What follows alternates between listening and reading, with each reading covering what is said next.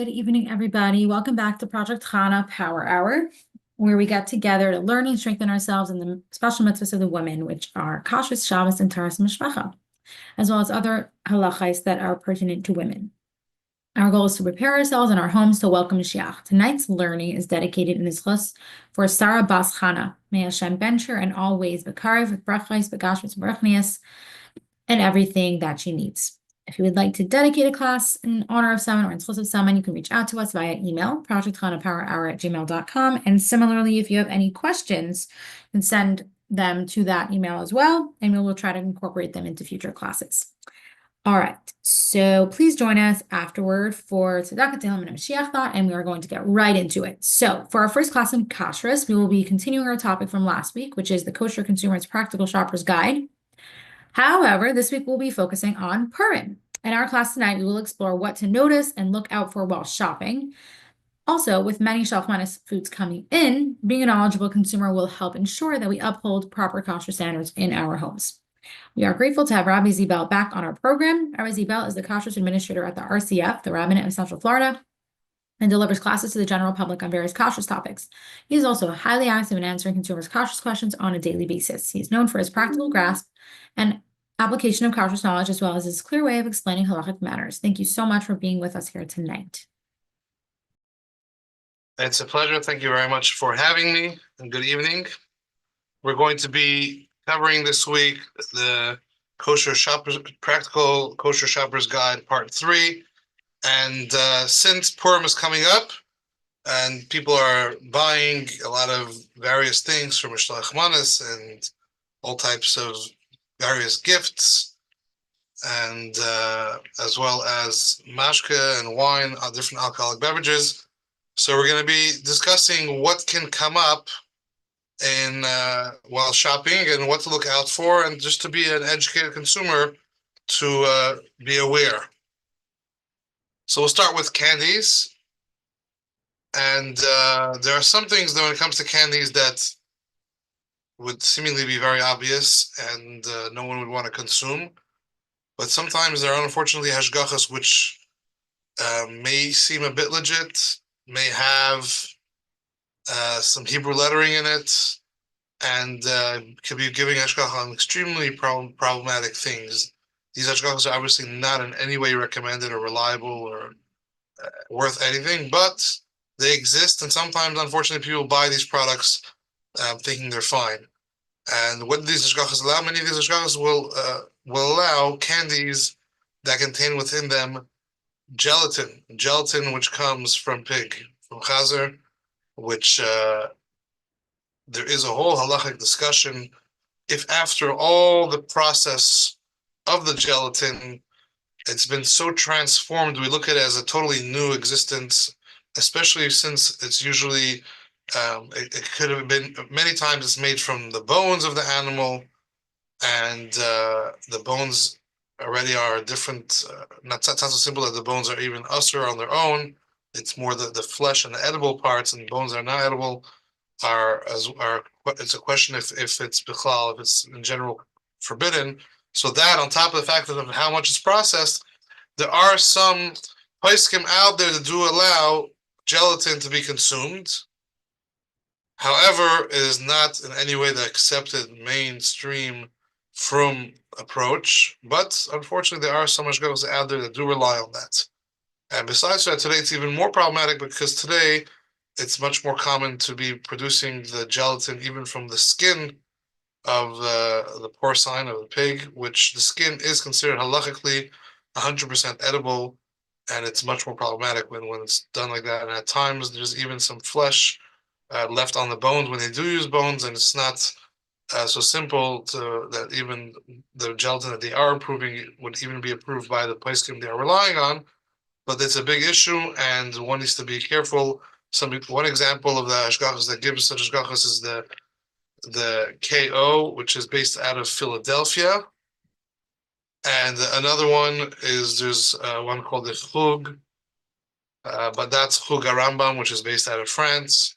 So just one needs to be careful, and both of these will have Hebrew lettering on it, and if you're not aware, could by mistake buy such a product.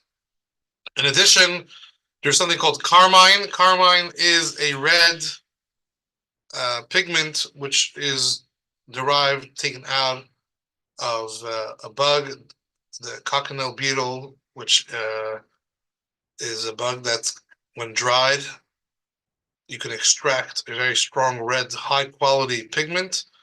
And there are some poskim which did allow the use of this because of how it's processed again and how it's dried. And it's not really considered, and it's considered a whole new product. However, mainstream from poskim do not accept it, but there are hashgachas out there which claim to be orthodox, which do give it, and therefore carmine is a huge red flag. If you see it anywhere, you obviously know that it's highly not recommended, and you should stay far away. And when you do see gelatin listed in the candy, one should know that it's if they should look into it. Is it first of all, is there a reliable hashgacha on this candy? Where is the gelatin coming from? Sometimes the gelatin can come from fish. Sometimes the gelatin can come from meat products, and in such a case, it's a machlekes.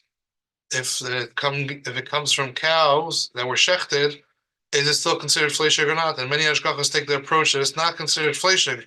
So you may have something labeled OU parv or chaf K parv, and if you look in the ingredients, there's a common one. I think the joiva marshmallow, which is a parv chocolate with marshmallow, and the marshmallow, if you look, it says gelatin, and the gelatin is bovine sourced. It comes from cows that are shechted cows, but they hold it's parv, so we'll say parv. There are some that hold it's not so simple that it's parv, and it's a discussion one in the asked the Rav how they should treat gelatin or collagen that was processed from cows.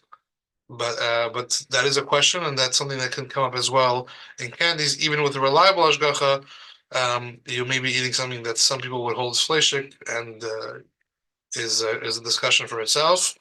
Some take the approach that it's 100% fleishik, and you cannot eat it with milchiks, and you have to wait 6 hours. But most don't take such a strict approach. Most generally take an approach that it's fleishik enough that you shouldn't eat it together with milchik, but once eaten, you don't have to wait 6 hours to wait afterwards. And then there are those that hold that it's parv, and you don't have to wait for that at all.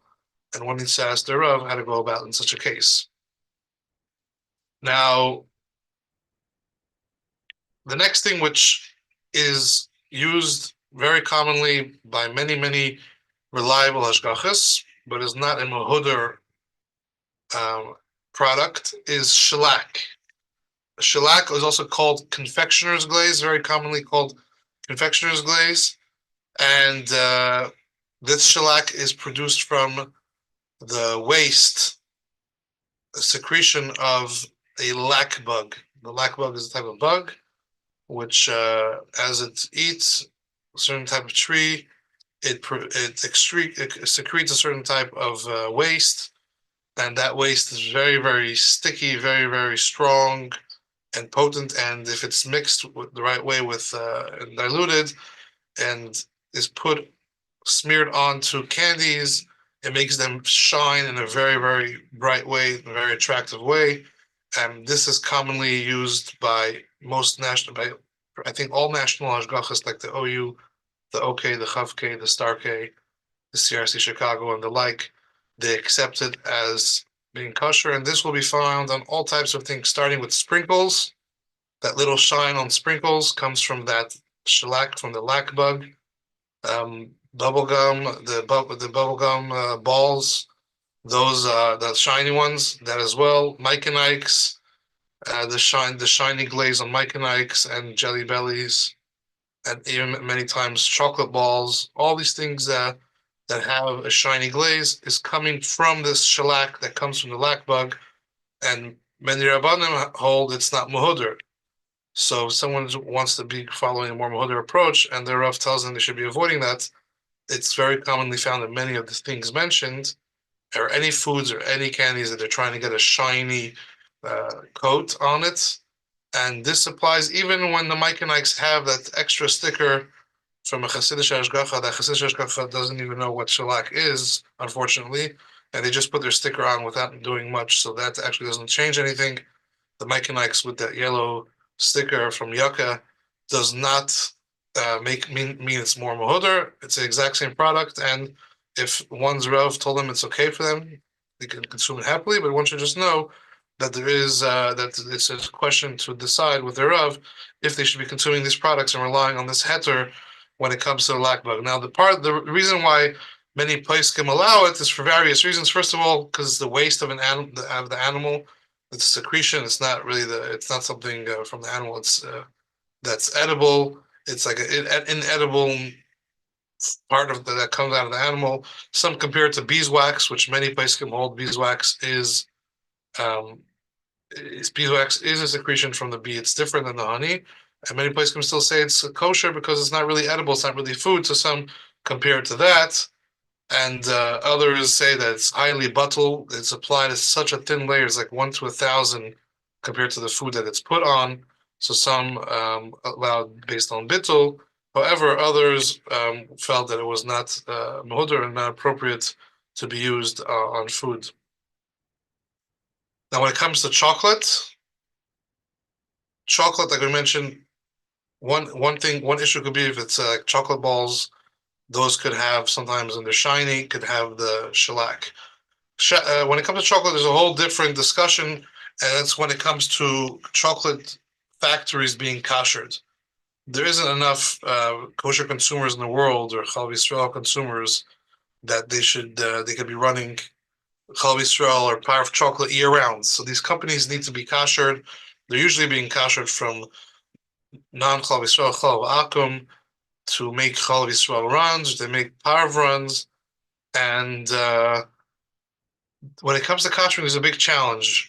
First of all, there's many pipes in the machinery of the chocolate production, and if there's any water that gets into the pipes, it could ruin the whole chocolate's consistency and mess around with the chemistry, and it won't be as smooth as should, and it could really be very problematic. So therefore, chocolate companies do not want in any way that their chocolate should have hot water coming through their machines to kosher, and it's very hard to find a company that will agree to that.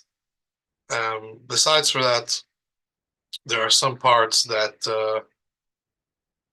Hagala won't work because hot water won't work because there are pipes and there's connections, and that's a whole separate discussion. So when it comes to koshering chocolate factories, it's very intricate, and with that challenge, many hashgachas have taken the approach of using a type of cocoa butter, which is what chocolate is made out of, and it's oil based, and by heating that up and passing it through the pipes, koshering the machinery with that cocoa butter, and the factories are fine with that because cocoa butter will not mess up the future productions of chocolate. It's not like the water.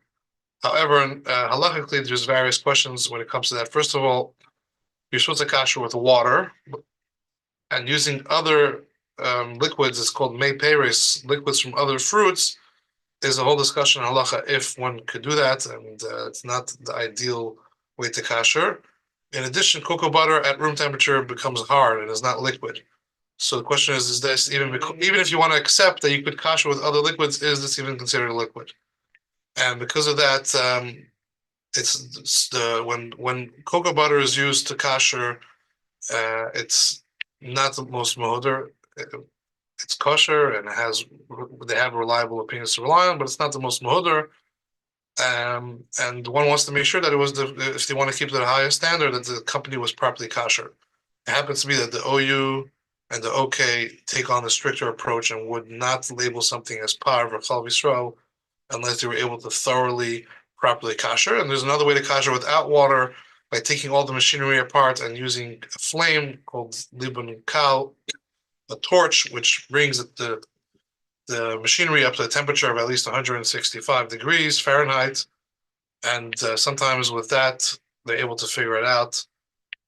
So there are some hashgachas which take the stricter approach and will only kosher it properly.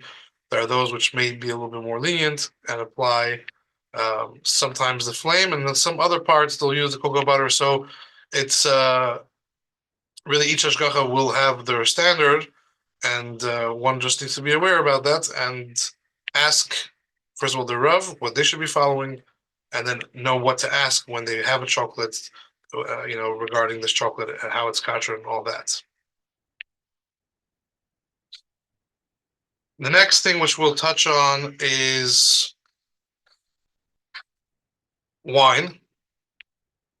When it comes to wine, obviously wine needs a very, very good hashgacha. There could be many, many things that go wrong with wine. Even simply from the start, when the grapes are being loaded off the truck and being dumped, we're talking about thousands of pounds of grapes that are being dumped off of a truck. Automatically, the bottom grapes already are starting to get crushed as it's dumped. And if a non-Jew, if a guy empty the truck, there could be questions already of the guy being involved in squeezing the grapes and making the grape juice, which would be a big issue. So that's just even a simple thing as dumping a truck, and from there and on, many, many things can go wrong, and we need a very, very strong hashgacha for wine. Now, on top of that, when it comes to wine from Eretz Yisrael, one could be used to buying a certain wine that always had a very good hashgacha, and then without realizing, when it comes to the year of Shemitah, that company will not have a good hashgacha for a year or two, depending on how long they're using the Shemitah produce, and they're going to be relying on other opinions like heter mechira, which we discussed in the previous classes, that they sell their land to a guy during Shemitah and then they continue working on the land because it belongs to a guy then, which is not at all ideal, not an acceptable process. And there can be other things as well during the year of Shemitah that can be not ideal. So that's when it comes to, even if you're used to buying always this wine, always has good hashgacha, when it comes to Shemitah time, even now, which we are now 3 years after Shemitah, there's still wine on the market being sold that was made during Shemitah from Shemitah produce. Now there's something else called Eitzer Beis Din that, in short, very, very short, is that the Beis Din takes ownership of the person's field, and the Beis Din produces the wine and pays his work and pays the workers and the Beis Din sells the wine to just cover all the costs, and that as well. The wine still has kedusha shvius. It still has the holiness of Shemitah and has very specific ways on how to consume it. Not a drop of it could be wasted.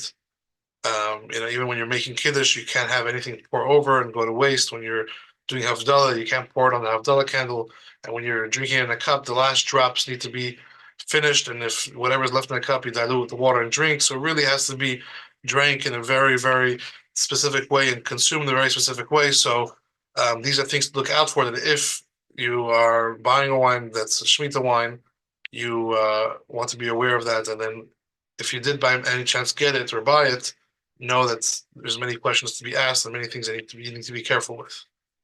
In addition, when it comes to wine being mevushal, once it's mevushal, a guy could handle it, or a yid, which is unfortunately not yet Shemer Shabbos, could handle the wine once the bottle is open, if it's mevushal.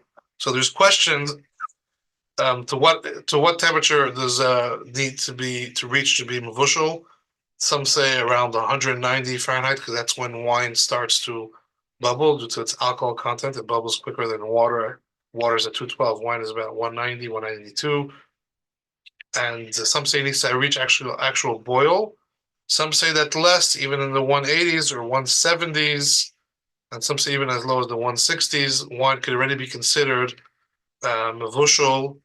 And this is a matter of discussion between poskim. Some hashgachas take a more lenient approach, some take a stricter approach.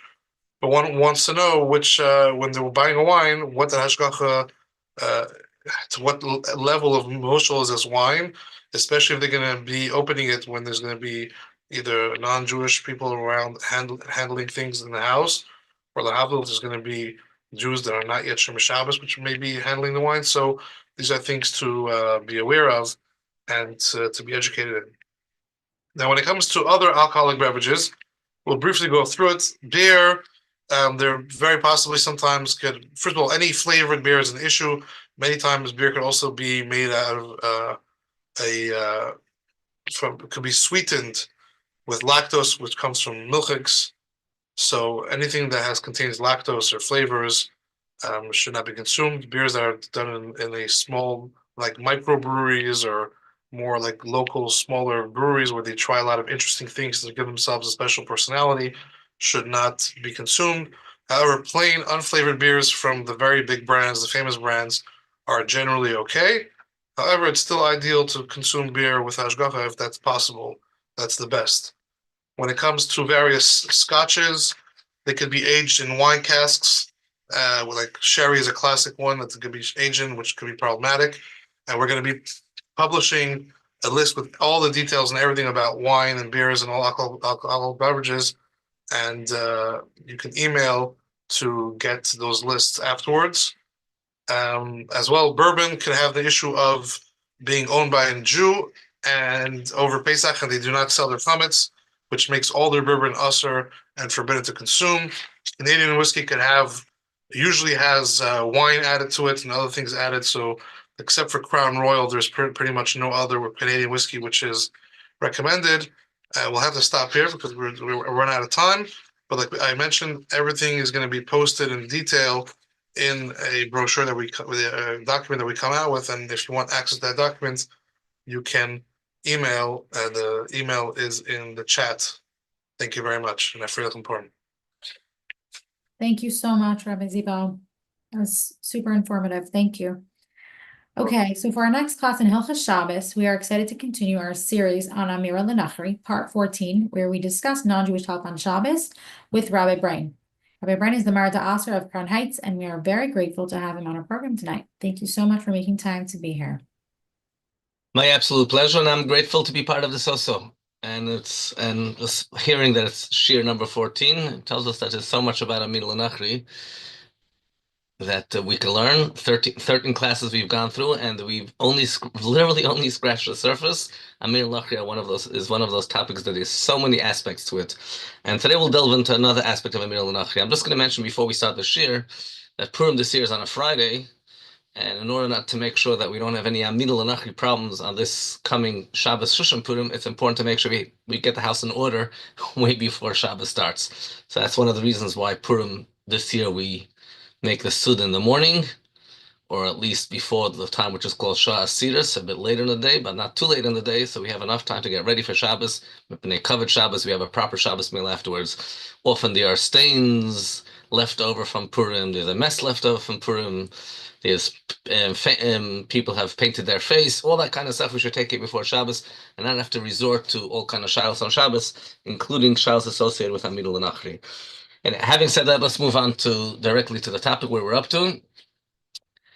We mentioned in one of the previous classes, I'm just going to touch on it very, very briefly, just a shtickl chazar over here, that when a guy does work on his own for you on Shabbos, even though you're not allowed to benefit, but that doesn't mean you have to leave your house. Even though the guy did this for you, and even though you're having benefit from the malacha, but that doesn't mean you have to actually walk out of your house if it's your house or the place you're staying on Shabbos, which is halachically considered like your house. But you can go and have such a type of benefit, a direct benefit, something that you wouldn't be able to do without the malacha. Because the guy did this on his own, it's almost as if I'm being forced to benefit. I'm not allowed to go on Shabbos, have Hana, but if some Hana which was happening below Kavana, sort of I'm almost being forced into it, I didn't want this to happen, then Chazal didn't make a decree to such an extent. We have this in a lot of halachas connected with Isurei Hana, where a person is loy efshe v'loy kamachaven. I don't have much of a choice. It's not something that I want should happen. It's happening sort of automatically. Then Chazal do not decree. So let's give a practical example. A guy lit a candle, or in today's day and age we would say turn on the light or turn on the heater on Shabbos. He did it in my house. He did it for me, but I never asked him to do it. So I'm allowed to stay in my house, and I don't say, well, he turned on the light, I have to leave my home. I don't say because he turned on the heating, I should go and leave my home. But don't go to the light of the light on the candle case. Don't take a book and try to read it by the candle, something which you couldn't have done otherwise, because that means you're going and directly benefiting. But leaving your house, you're not mechuyev to.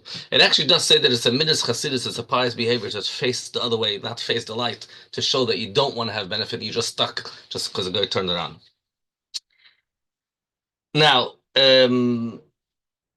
we find this idea that Chazal didn't make, even though they made Gezeres, they didn't take it that far.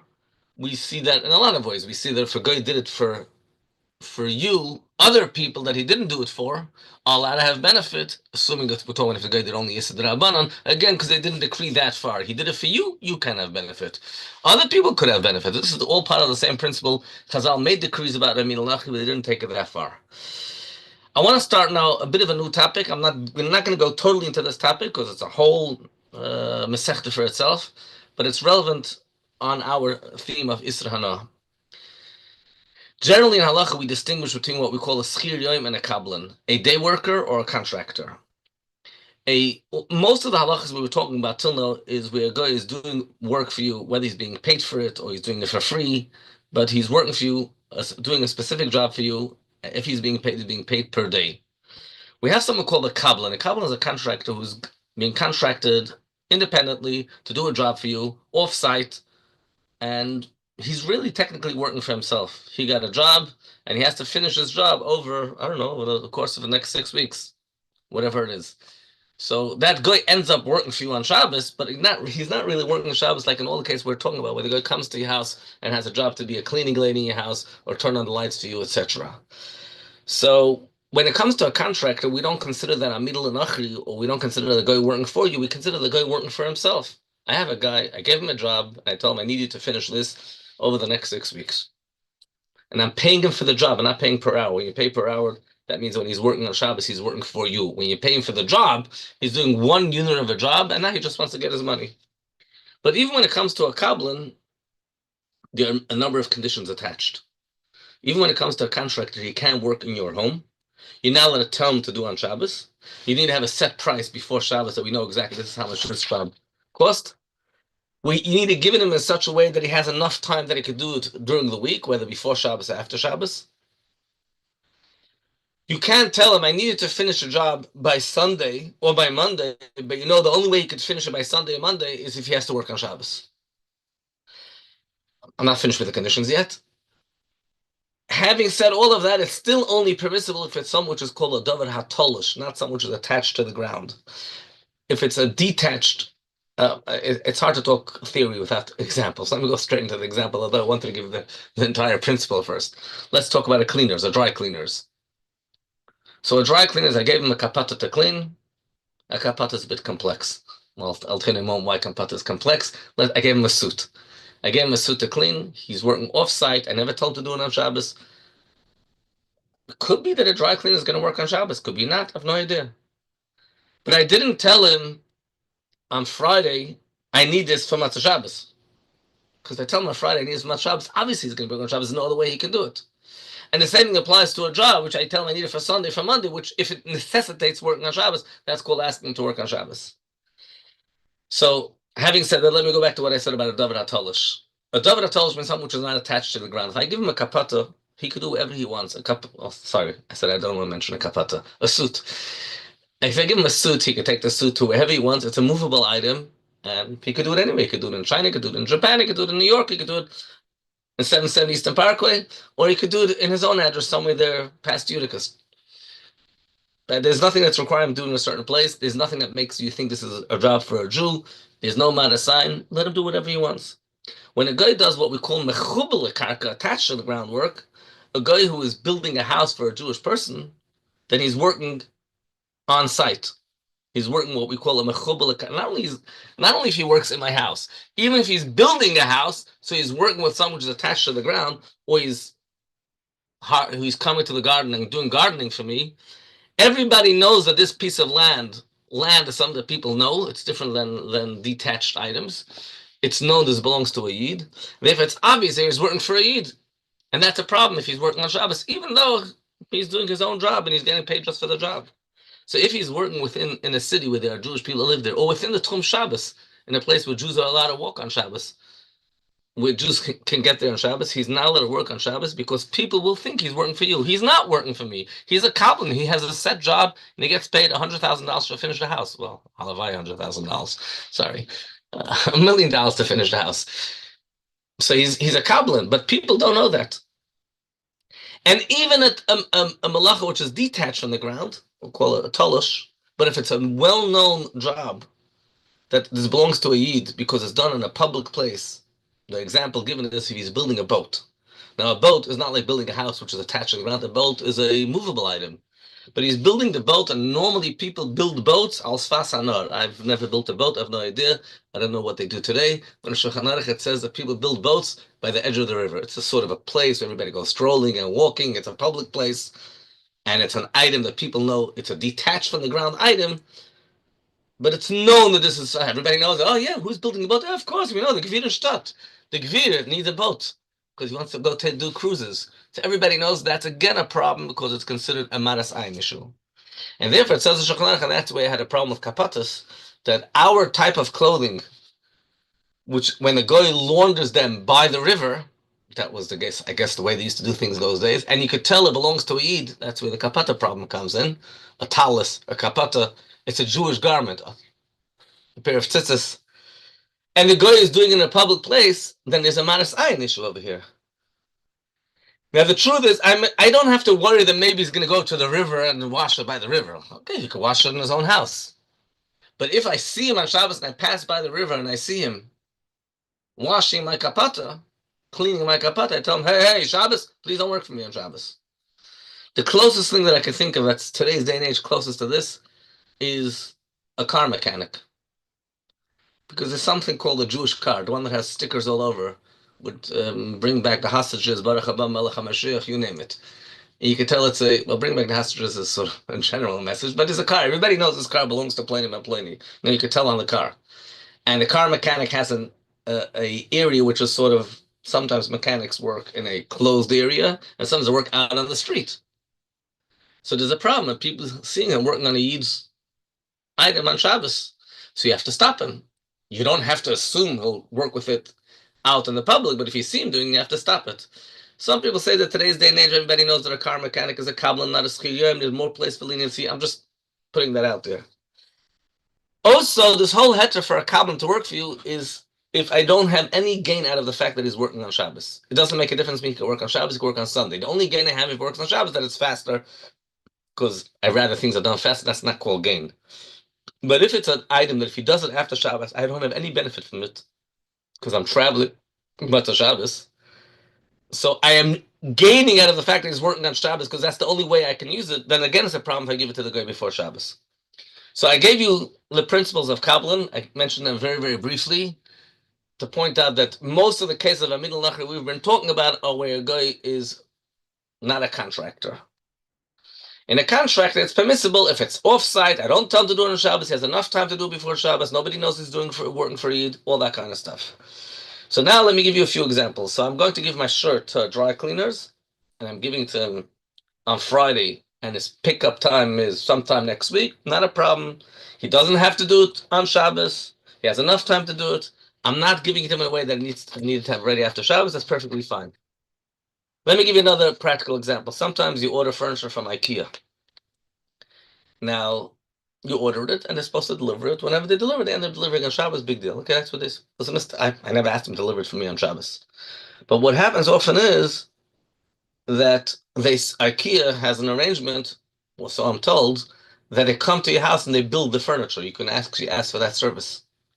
So they deliver it on Shabbos is one thing. When they're coming and working in my house on Shabbos, that's a problem because you can't have a guy working on site. I should have mentioned this earlier when I was talking about a guy building for you. It's not only when he's building a house, even when he's actually doing work on the house, it's also a problem. In the house, on the house, and building a house. All three are a problem. So in your house means a house which is already yours. That's a problem because if there's an area that officially is my area, my property, and he's working in my house, that's a problem. When he's building a house for me, it's a known thing. When you build a house, everybody knows who the house is for. But even when he's doing what we call meleches talosh b'shvil mechuber, he's cutting wood in order to build a house, that's also a problem. Because that goes together with building a house that's also forbidden on Shabbos. So let me go back to the IKEA story. IKEA delivered the furniture, great, but they can't build it for me on Shabbos, and you have to stop them. There's a chiv mecha.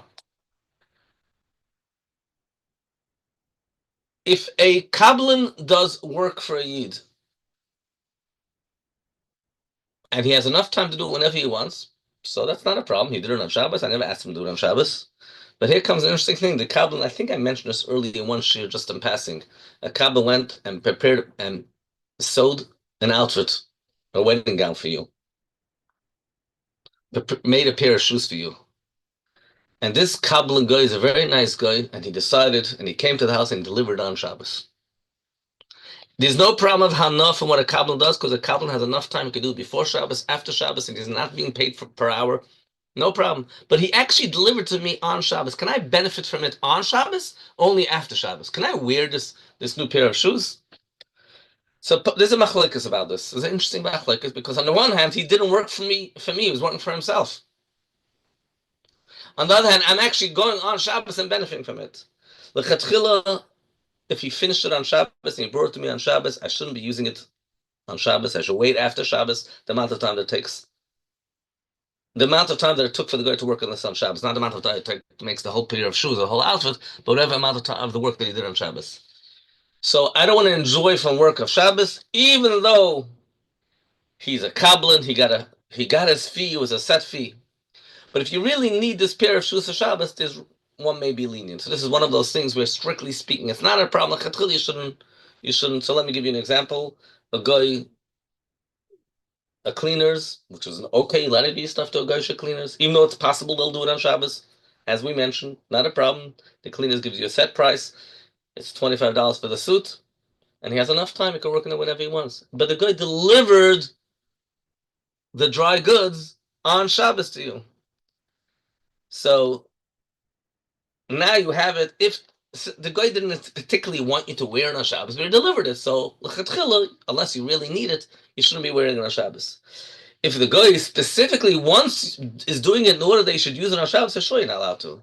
So if a guy, for argument's sake, there's a contractor that went and his job is to light candles for you. I'm not sure what kind of contract you get to light candles, but I'm just giving you the mushal that I have in front of me. So if the guy lit a candle for you on Shabbos because he wants you to be able to see, of course you cannot benefit from that. A guy goes and has and harvests fruit, captures fish for you on Shabbos and brought it to you on Shabbos, even if he's being paid for this by the job, of course he cannot benefit because he did it specifically for you. And that comes into the topic that we spoke about Amazon shipping, when there's a box that's being delivered and it's very obvious what's in the box and it's food and it's obvious and they're giving to you for, the water shipments that they send you every time to fill for your water machine. And of course they want you to have water now on Shabbos, that's a problem. Just checking the time. Sorry, I don't have the time here. Oh, we do have 3 more minutes. A very, very interesting shaila, and this is a typical Shabbos goy problem. Shabbos goyim don't necessarily understand all the halachas of Amidul Nachri. They say the joke about the guy was trying to talk in riddles to the guy, and eventually there were two Yidden, and they said, this guy's going to teach us Amidul Nachri. So, unfortunately, 2 Yidden that were drifted off. Often we have it with Amidul Nachri, the Shabbos guy is not the smartest, cleverest guy out there. So a guy did something for you. You never asked him to do it. And you actually don't want what he did because he's stupid. And then he realized you don't like what he did. So he went and he fixed things back up.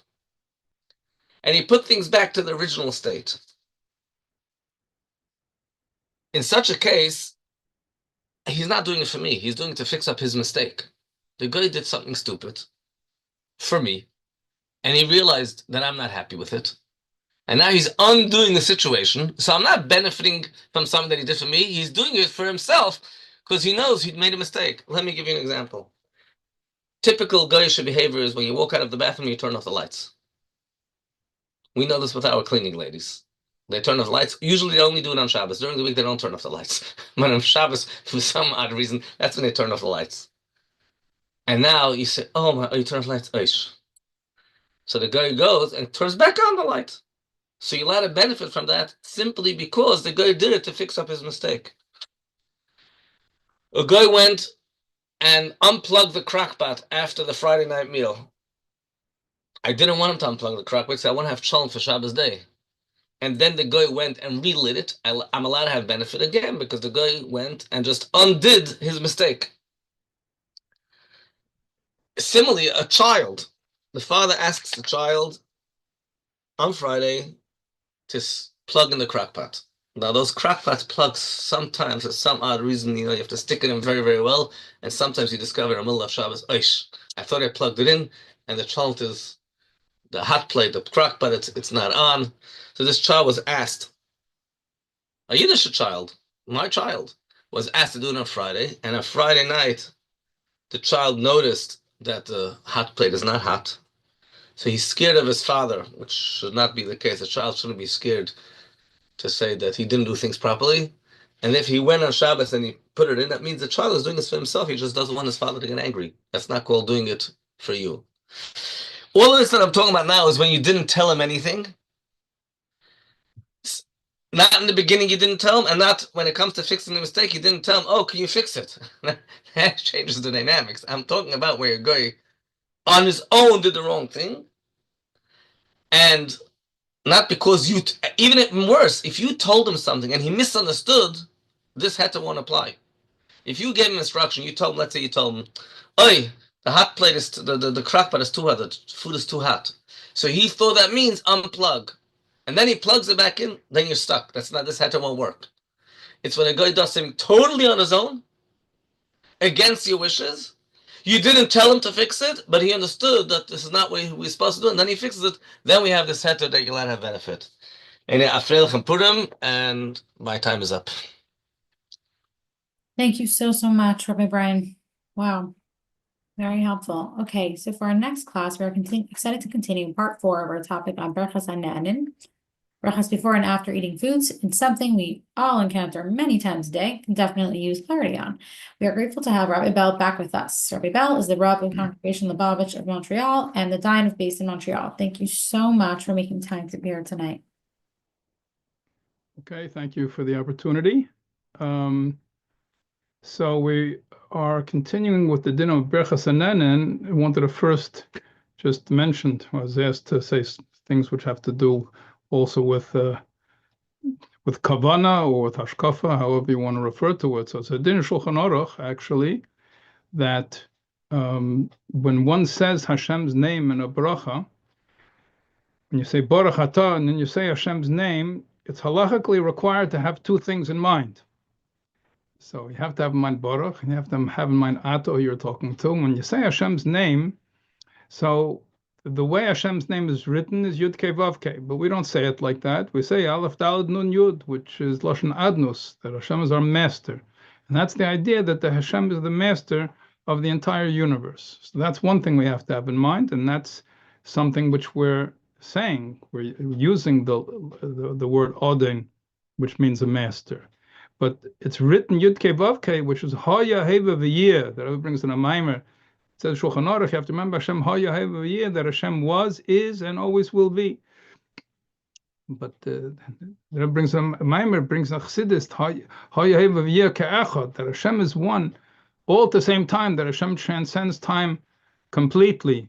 So the past and the future and the present are all one unit as far as Hashem sees. And the Rebbe brings in a mimer that that's also the meaning when it says Shulchan Aruch, that this is also what a person has to have in mind. Now, obviously, the first thing a person has to b'chal have in mind, but that's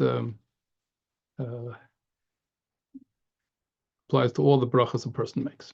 Okay, so I'd like to address today, we spoke about the brachas when you make a meitzi, when you make a mezainis, when you make an 8, and when you make an adama. I wanted to speak today first about what happens when you have something, you know it's an 8, and you know it's an adama, but then you crushed it, or you cut it up, or you blended it, or you did something else to it that changed its status. So one could add applesauce. So the apples are Brei Priya 8s. It's a fruit that grows from a tree. What happens when you make applesauce out of it? Does it make a difference? How you make the applesauce? Or if you buy applesauce from the store, let's say you have potatoes. Potatoes are an adama. What happens when you make mashed potatoes? What happens if you make a potato kugel? Or let's say they make it into powder and it's instant mashed potatoes. Many foods of this nature. So first we'll give the principles, and it's somewhat of a difficult question, because we have, even among Rabbanei Chabad, sometimes differences of opinion about some of these foods, and it's less a difference in halacha than it is in translating it down to the actual mitzias of the food. So I'll tell you a very, very clear din, which when it translates into the real world is a little bit more difficult to understand. It says clear in the Gemara, and it's passing in Shulchan Aruch, that trima is crushed dates, mashed dates.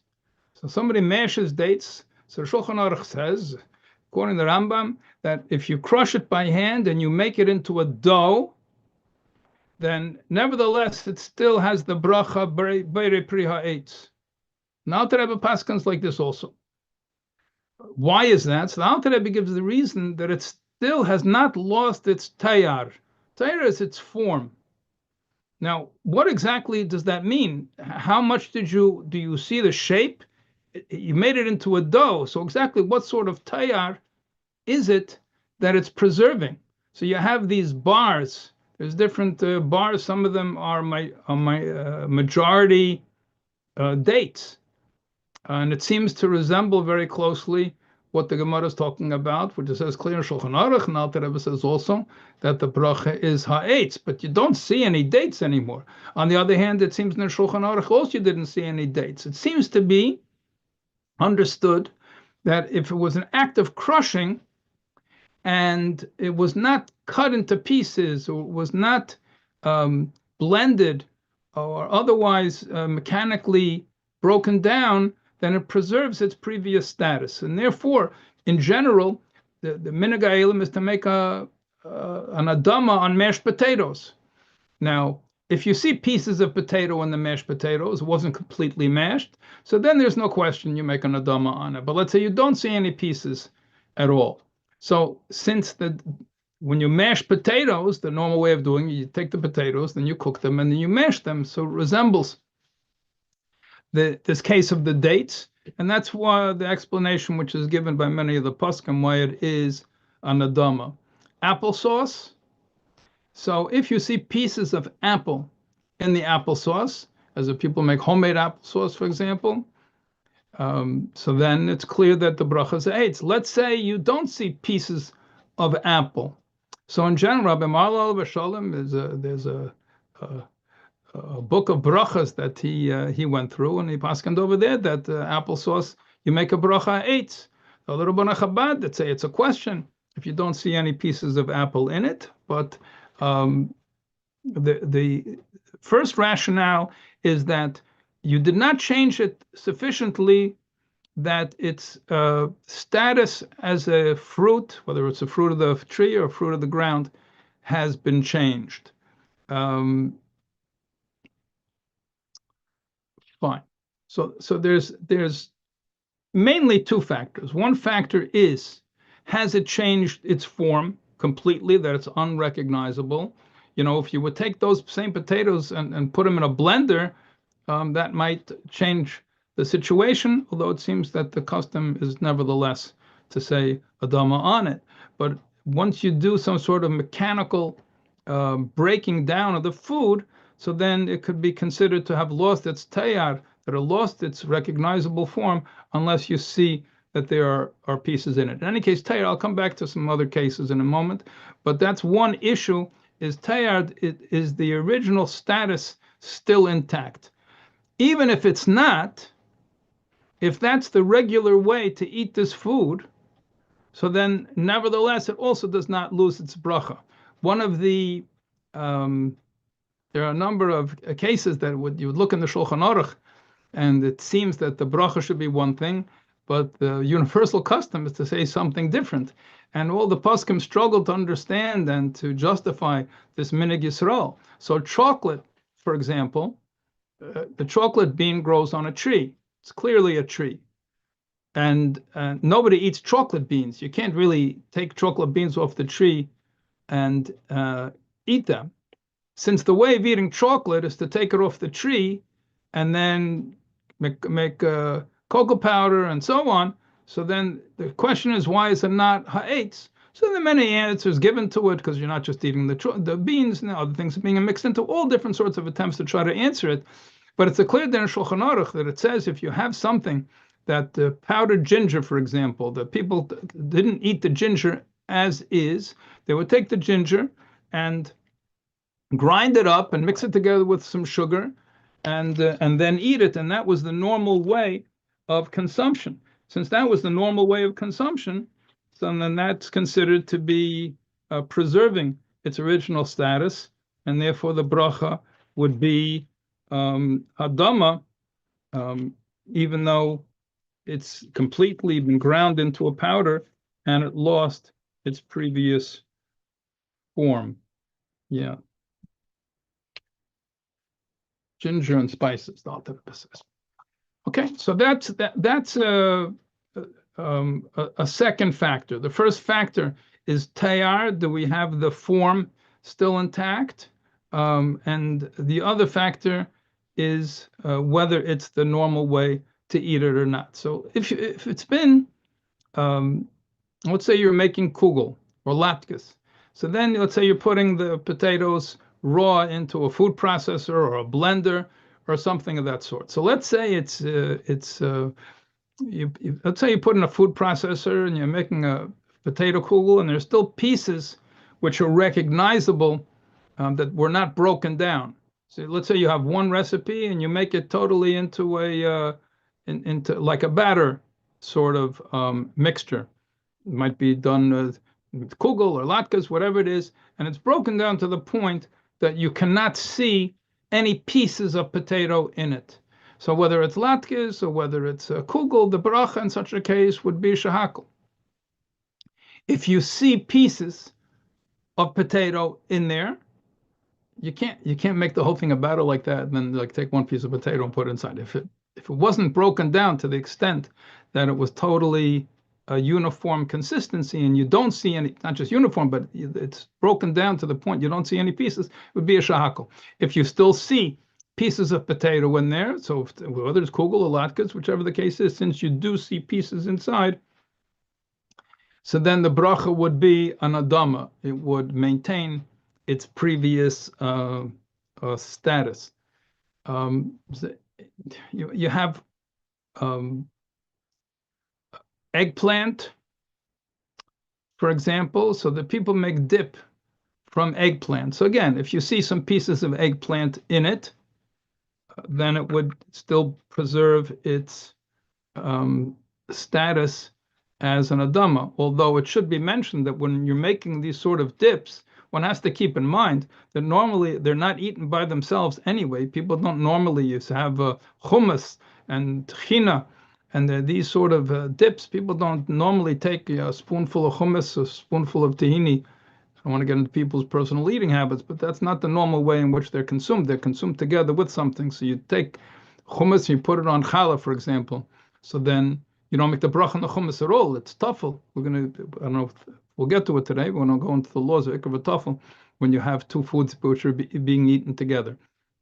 But normally they don't really have any bracha whatsoever. So those that want to say that tahini, for example, you're taking sesame seeds and you're grinding them. So it's clear if you have sesame seeds and somebody's eating sesame seeds, you have sesame seed candies, for example, that are made with honey. You see the sesame seeds, so you make adama. But let's say they're crushed. Now, tahini is a normal way of consuming sesame seeds, but it's a big machlekes whether if somebody would be eating tahini like that, whether they could make an adama on it, because many say that you make a shahakol on it. You have a similar question regarding peanut butter. Now, peanut butter, it's one of the Sfarim did some research, one of the Sfarim on brachas, and it turns out that over half of the peanuts produced in the United States are used to make peanut butter. So it's not just that the peanuts are the regular way of eating it, and peanut butter is the secondary way of eating it. The peanuts are being grown at least half, if not more than half, to be used for peanut butter. Even more so, there are different species of peanuts. So if you narrow it down to the one that they're using for the peanut butter, then it's even a higher percentage. So then the question becomes, is this the derech, the way to eat it? Do we compare it to the case of the ginger? So if it would be a whole peanut, you can see the peanut, you make an adama. Now, even though it's crushed now, to the extent you have creamy peanut butter, you don't see any pieces of peanuts in it, and it was broken down mechanically. On the other hand, one could make a case, and there are poskim that say that you make an adama on it because that's the derech achila. It's also derech achila. Now again, peanut butter, people don't normally take peanut butter and eat a spoonful of peanut butter. You take it, you put it on a piece of bread, you put it on a cracker, you put it on something else, and it's normally secondary to that cracker. But there are others that say that since you have no tzura, and it's not the way to eat peanuts, so then you make a shahakol on it. It seems that most of the poskim hold that you should make a shahakol on it, but there are those that you should make an adama on it. If you say a bracha on something else, which is an adama, then it certainly would cover it. Okay, just mention some corn products. So you have different things made out of corn. So corn would be let's say a can of corn niblets would be an adama. Corn on the cob would be an adama. Let's say you have cornflakes. So you have popcorn. So popcorn, it's changed its surah, but it's still one kernel of corn. It's just been popped. So that's still an adama. It hasn't lost its status to be demoted, so to speak, to the state of a shahakol. Now, if you grind up the corn and you make something, so then it loses its status as adama, it becomes a shahakol. Now, there are types of corn flakes or corn chips that are made from corn, which is just regular niblets of corn. And they process them, they flatten them out, for example, and each flake is another piece of corn. So then the bracha would be adama. But if it's made out of milled corn or ground corn or corn flour or something like that, and then it's reconstituted using other things, then the bracha would be ashahakol. You can look on the label, it will tell you in the ingredients how it is that it's actually put together. So that's just a little bit of a window into this whole subject. We mentioned last week about foods that are eaten normally raw that you cook and vice versa. And I think I have a few minutes left. Yeah, 4 minutes left. So I think we'll start a new topic because there's so many different halachas. It's hard to figure out how much time to spend on each one. I'd like to spend a few minutes on mixtures of foods that have different brachas. So if you have foods that have different brachas, let's say a person made some onions, make it clear l'chol a person made some tuna, opened up a can of tuna, put in some mayonnaise, and chopped up some celery. So the bracha on the celery is an adama. The bracha on the tuna is a shahakol. So we have a law that when you have an ikar and a tafel, a primary food and a secondary food, and the two of them are eaten together, and the definition of together also needs some fine-tuning, but let's take the simplest case first, that it's a mixture together. So you make the bracha on the ikar, whatever the primary food is, you make the bracha on that, and that automatically will cover the food that's secondary. So even though the bracha on the tuna is shahakol, and it's an adama on the celery, nevertheless, even if the celery would be the majority, the person is not eating tuna and celery. The person's eating tuna, and the celery is to being able to get it down or to fulfill it, whatever the case is. But the person is primarily eating tuna, so therefore the bracha on the mixture is a shahakol. The extreme case, which is brought in the Gemara Shulchan Aruch, then a person is saying l'chaim on something, or we'll take another case where a person is eating a very salty piece of fish, and it's going to harm his throat. It's difficult to swallow because it's so salty. So then the person wants to take a piece of bread, so his throat shouldn't be damaged by the salt. So the law is you make a shahakol on the fish and that's it. You don't wash for the bread, you don't make a bracha on the bread. That's only if you don't want to eat the bread. So in the real world, we don't really follow this law because we're never really 100% sure that we don't want to eat the bread. So practically speaking, the thing to do in such a case would be first to wash and make a bracha on the bread, and then then eat the fish. But then you're not going to make a bracha on the fish at all. It'll be secondary to the bread. But that's how far the law of ikar v'tafel, the primary food and the secondary food, goes. Even if you don't eat it at the same time, it will exempt the other one. But the regular cases that we face is when you have a mixture of food. So the general law is, and we'll continue this Be'ezer Hashem next week, the law is that if it's clear that one food is the primary food and the other food is the secondary food, you make the bracha on the primary food and it covers the secondary food. Even if the way you made this tuna, there's more celery than tuna, it doesn't matter. Now if you can't make a whole bowl of celery and throw crumbs of tuna in it and say I'm eating tuna. You know, if it still can be called tuna salad. They say that the gefilte fish recipes have more matzah meal than they do fish. But I don't know if that's true or not. But the shaila is, whether you make a mazainus or a shahakal on it. Whatever the case is, but you're eating fish. You're not eating. Next week we'll talk about whether b'chal we have such a law of tafel by the 5 grains. 5 grains have a special status. In any case, the general rule is that if you have 2 foods mixed together and one of them is clearly the main food, you make the bracha on the main food, and all the other ingredients are covered. If they are both main foods, you have 2 things mixed together, so then you go after the majority.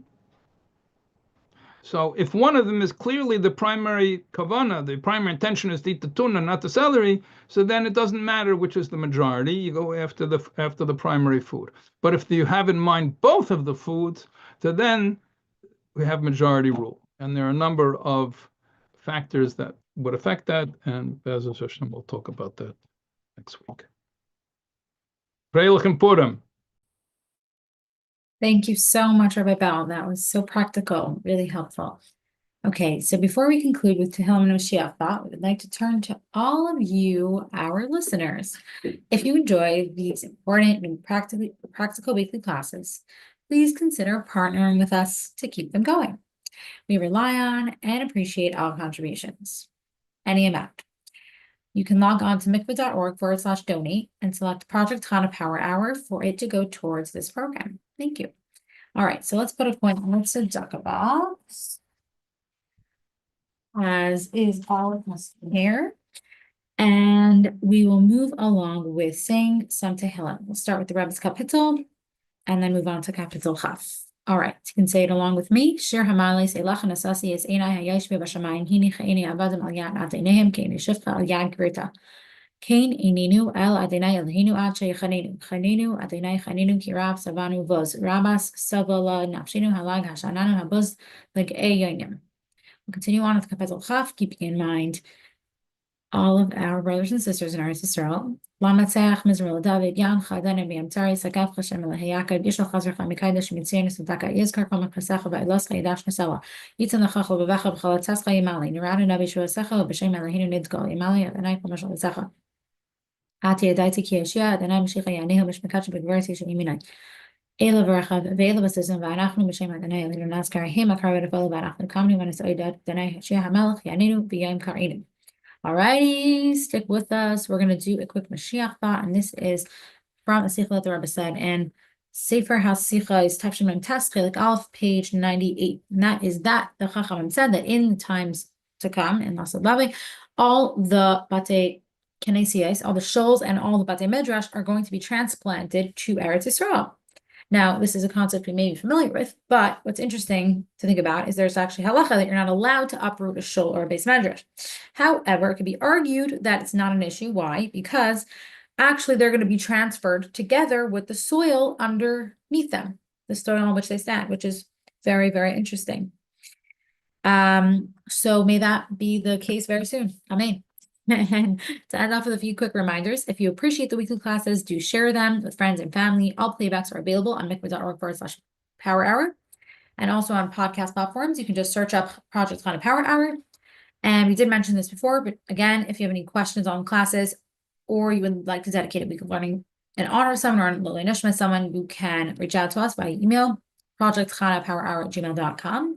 And lastly, Bezrat Hashem, we'll see you next week once again, and wishing you all for the Purim. May our learning prepare us in our homes and bring every Yid home to Eretz Yisrael with Mashiach now.